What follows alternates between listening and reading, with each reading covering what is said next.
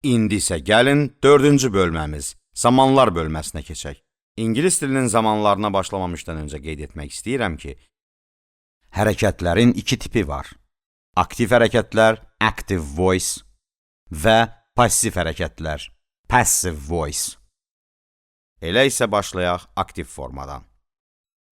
İngilis dilində indiki, keçmiş, gələcək zamanın hər birində 4 zaman kəsiyi vardır. Bunlar isə 12 zaman edir. Bir çoxları İngilis dilinin zamanlarını 16-dır kimi təsəvvür edir. Amma 16 zamanın 4-ü şərt budaq cümlələri və yaxud da şərti zamandır. Would-la, should-la, could-la və might-la düzəlir. Əsas isə 12 zamandır. Gəlin sadə zamanlardan başlayaq. Sadə zamanlar, yəni simple, istər indiki, istər keçmiş, istərsə gələcək zamanda da vardır. Present simple, indiki sadə zaman, past simple, keçmiş sadə zaman və future simple, yəni gələcək sadə zaman. Bu zamanların quruluşu olduqca bəsitdir. Şəxs əvəzliyi üstəgəl feil. Məsələn, götürək do feilini. I do, yəni mən edirəm. Bu indiki sadə zamandır. Öncə dediyimiz kimi hər feilin 3 forması vardır və ikinci forması da keçmiş sadə zaman üçündür. Do feilinin keçmiş sadə zamanı, yəni ikinci forması diddir. I did, mən etdim. Və bütün feillərin gələcək zamanı feilin önünə will ədatını artırmaqla düzəldiyi üçün gələcək zaman da olacaq I will do, mən edəcəm. Sadə zamanların sualı və inkarı do feili ilə düzəlir. Amma bu feil etmək mənasından əlavə həm də funksional rol oynayır. Sualı və inkarı düzəldir. I do, mən edirəm. I don't do, mən etmirəm. Buradakı don't inkar hissəciyi kimi işlənir.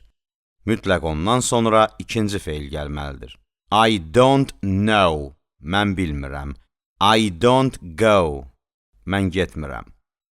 Keçmiş zamanda don't didn't-la əvəz olunur. Yəni do'nun keçmiş zamanı ilə. Didn't. I didn't know, mən bilmirdim. I didn't go, mən getmədim. Gələcək zamanda isə do rol oynamır. Gələcək zamanın istər sualı, istər inkarı, istər təsdiq formasında will özü iştirak edir. İnkar formasında will not. I will not go, mən getməyəcəm. Sual formasında isə will yenə şəxs əvəzliyinin önünə keçir. Will I go, mən gedəcəyəmmi? İndiki və keçmiş zamanın suallarında isə do köməkçi ədatı şəxs əvəzliyinin önünə keçir. Do I go, mən gedirəmmi? Keçmişdə. Did I go, mən getdimmi? Üçüncü şəxsin təkində, indiki zamanda feillər S şəkilçisi qəbul edir. I go, you go, he və she əvəzliklərində isə feilə S artırılaraq he goes, she goes olacaq. İnkarında işlətdiyimiz don't və sualdakı do mütləq S şəkilçisi qəbul edir. I don't go, üçüncü şəxsin təkində he doesn't go olacaq. Sualda isə does he go. Üçüncü şəxsin təkində feilin S qəbul etməsi yalnız indiki zamana aiddir. Davam edici zamanlar. Davam edici zamanlar to be feilinin şəxslərə görə hallanması və əsas feilin sonuna ing şəkilçisini artırmaqla düzəlir. Sadə zamanla müqayisə edək. I do, mən edirəm. Bu sadə zamandır. Bunu davam edici zaman etmək üçün isə I am doing, I am doing, yəni mən bu an, hal-hazırda edirəm. Sadə zamanla davam edici zamanın fərqi ondan ibarətdir ki, sadə zaman insanın peşə olaraq, yəni ümumiyyətlə etdiyi hərəkətlərdir. Məsələn, mən maşın sürürəm, mən işləyirəm və s. Amma davam edici zaman isə bu dəqiqə, yəni nitq anında və yaxud da göz önündə baş verən hərəkətə deyilir. Sadə zamanlarda olduğu kimi, davam edici zamanlarda da 3 zaman forması vardır. I am doing, I was doing, I will be doing. Mən edirəm, mən edirdim və mən etməkdə olacam. İndi isə gəlin nəticəli hərəkətlərə baxaq. Biz indiki, keçmiş və gələcək bitmiş zamanların adını indiki, keçmiş və gələcək nəticəli hərəkət deyə adlandıracağıq. I have done, I had done, I will have done. Mən etmişəm, mən etmişdim və mən etmiş olacam. İndi isə gəlin bu zamanları asanlıqla istifadə etməyin yollarına baxaq. İndiki nəticəli hərəkət, yəni mən etmişəm, yalnız hərəkət bitmiş olduqda, onun baş verdiyi zaman zərfi isə bitməmiş olduqda istifadə olunur. Bitməmiş zaman zərflərinə bunlar aiddir. Bu gün, bu həftə, bu ay, bu ömür, bu il və s. Məsələn, I have seen her today.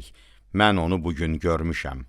Mən bu həftə, bu il, bu ay, bu gün və yaxud da elə həyatımda hər hansısa bir işi görmüşəm demək istəyəndə I have done, yəni indiki nəticəli zaman işlənir. Zaman deyəndə zaman zərfini nəzərdə tuturuq. Zaman bitmiş olduqda isə sadə keçmiş zaman, yəni I did işlənir. Keçmiş nəticəli hərəkətin işlənmə prinsipi isə tam fərqlidir. O yalnız keçmişdə baş vermiş iki hərəkət müqayisə olunduqda istifadə olunur. Məsələn, I had gone before you came. Sən gəlməmişdən öncə mən getmişdim. Burada zaman zərfi təyin edici rol oynamır. Gələcək nəticəli zaman da eyni prinsiplə işlənir. Bu zaman quruluşu gələcəkdə bitəcək iki hərəkətin bir-biri ilə müqayisəsi zamanı istifadə olunur. Məsələn, I will have gone before you come. Sən gəlməmişdən öncə mən getmiş olacam. İndi isə gəlin, nəticəli hərəkətlərin davam edici formasına baxaq. Yəni, I have been going.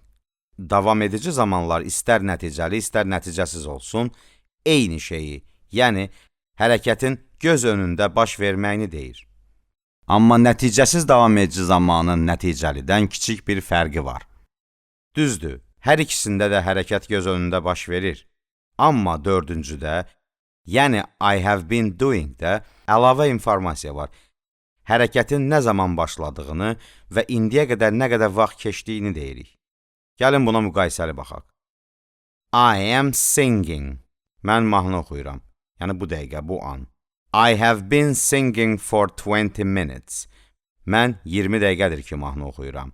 I am singing cümləsini I have been singing etmək üçün mütləq müəyyən qədər vaxt keçdiyini göstərmək lazımdır.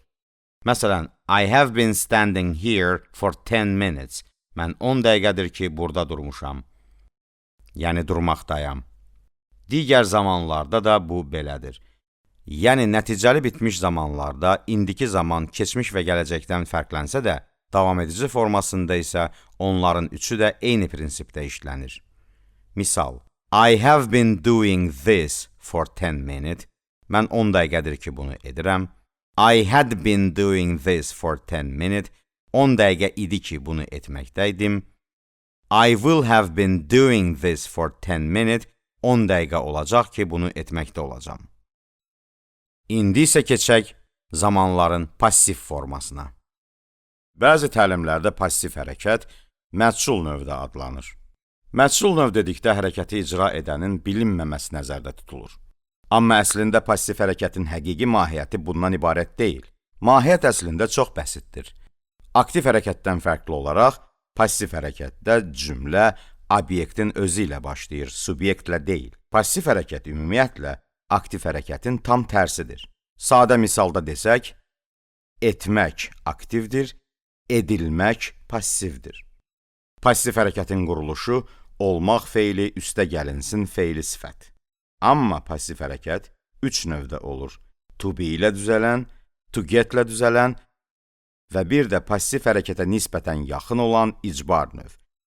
İcbar növ haqqında biraz sonra danışacağıq. Passiv hərəkətlərin zamanı isə to be və to get feillərinin onki zamanda hallanması ilə əmələ gəlir. Əsas məna daşıyan feil isə feili sifət formasında qalaraq 12 zamanın 12-sində də eyni cür işlənir. Məsələn, məktub yazılır cümləsi. The letter is written. Gəlin bunu 12 zamanda deyək. İndiki zamanda. The letter is written. The letter is being written. The letter has been written. The letter has been being written. Keçmiş zamanda. The letter was written. The letter was being written. The letter had been written. The letter had been being written. Gələcək zamanda. The letter will be written. The letter will be being written. The letter will have been written. The letter will have been being written. Qısaca tərcümə verək. Məktub yazılır, bu dəqiqə yazılır, artıq yazılıb, yazılmaqdadır, yazıldı, yazılırdı, yazılmışdı və s. Və s. 12 zamanda. Yəni, aktiv hərəkətlə pasiv hərəkətin tərcüməsi arasındakı fərq sadəcə olaraq aktiv hərəkətdə hərəkəti subyekt yerinə yetirir, pasiv hərəkətdə isə cümlə obyektdən başlayaraq hərəkətin onun üzərində tətbiq olunduğunu göstərir. Pasiv hərəkətləri bütün zamanlarında detallı öyrənmək üçün kitaba baxın. To get-lə düzələn pasiv hərəkətdə isə sadəcə olaraq əşyanın üzərində baş verən hərəkəti progresiv olaraq göstəririk. Ümumiyyətlə ingilis dilində bütün sifətlər istər feili sifət olsun, istər isə adi sifət to be və to get-lə işlədirik. To be ilə onun statik vəziyyətini, to get-lə isə progresiv vəziyyətini veririk. Bəsit bir misala baxaq. The weather is cold. Hava soyuqdur. The weather gets cold. Hava soyuyur. Pasif haqqında qısaca bu qədər. İndi isə icbar növə keçək. İcbar növ pasif hərəkətə bənzəsə də, tam olaraq pasif deyil. İcbar növ bir hərəkəti başqasına etdirməkdir. Məsələn, mən saçımı kəstirirəm, köynəyimi ütülətdirirəm. İcbar növün quruluşu aşağıdakı kimidir. To have, üstəgəl əşya, üstəgəl feili sifət. Bu quruluş dəyişməməlidir. I have my car washed. Mən maşınımı yuduzdururam. I am having my car washed. Mən maşınımı hal-hazırda yuduzdururam. I have had my car washed. Mən maşınımı yuduzdurmuşam. İcbar növün quruluşundakı have feili aktiv zamanda hallanır. Əşya və üstəgəlinsin feili sifət heç zaman dəyişmir.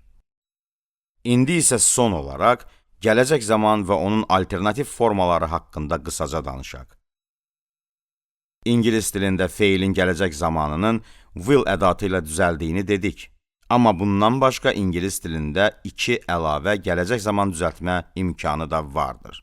Onlardan biri I am going to ifadəsidir ki, hazırlaşıram, planlaşdırmışam kimi tərcümə edilir. I am going to ifadəsindən sonra istənilən feil məsdərdə işlənməlidir. Məsələn, I am going to tell you. Sənə deməyə hazırlaşıram. Yəni artıq bu bir niyyətdir, bu planlaşdırılmış bir hərəkətdir və mütləq olacaq. Will-lə düzələn gələcək zamandan bunun fərqi ondadır ki, will nə vaxtsa baş verəcək bir hərəkətdir. I am going to isə artıq dəyişilməyəcək bir plandır. Gələcək zamanı düzəltməyin daha bir üsulu da budur ki, biz istədiyimiz hərəkəti indiki davam edici zamanda deyərək zaman zərfini gələcəyə aid edirik. Məsələn, I am playing football with my friends tomorrow. Mən sabah dostlarımla futbol oynayıram. Bu gələcək zaman forması Azərbaycan dilində də vardır. Məsələn, sabah nə edirsən? Diqqət yetirin, nə edirsən indiki zamandadır. Amma sabah sözü işləndiyinə görə hərəkət gələcəyə aid edilir. What are you doing tomorrow? Sabah nə edirsən? İngilis dili qrammatikasının xülasəsini artıq bitirdik. Kitabda İngilis dili qrammatikası tam dolğunluğu ilə verilmişdir. Dinlədiyiniz üçün təşəkkürlər.